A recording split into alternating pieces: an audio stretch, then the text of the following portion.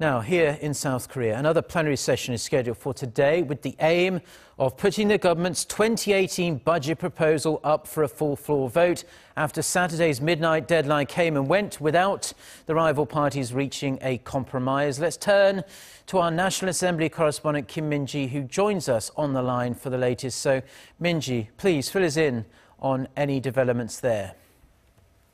Mark, the floor leaders of the three main parties are going to meet at 10:30 a.m. today, so in about half an hour's time.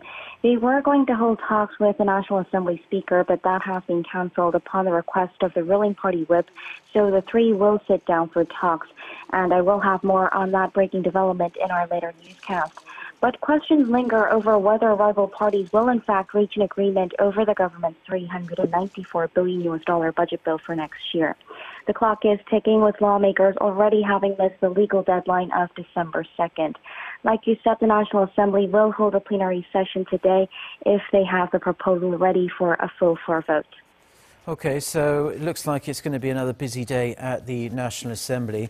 The rival parties, though, they have been locked in crunch talks running up to Saturday's deadline, and even on Sunday. You've been covering that heavily, of course, Min-ji, but what are the major areas of contention here?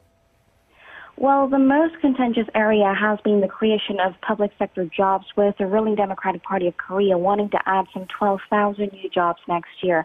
Now, they say they can cut that number down by about 1,000, but the opposition is demanding the figure be slashed further. Rival parties also still have to narrow their differences over the $2.7 billion that will be set aside for small firms to cushion the fallout from next year's hefty minimum wage hike at about 16%. Now, they're clashing over how long the support would be provided, with the opposition stressing that the budget cannot be used to bankroll higher wages.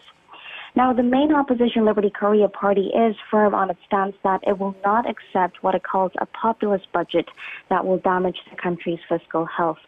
The center-left People's Party, which holds 40 seats and seemed to hold the deciding vote, has also been more or less aligned with the Conservatives on these disputed areas. But, Mark, as you know, it's an opposition-led parliament with the ruling party short of a majority with 121 seats. So winning the opposition support is seen as crucial to get the government's agenda rolling. We will have to see if any compromise is reached today, but at this point it seems unclear, with neither side willing to budge. Mark.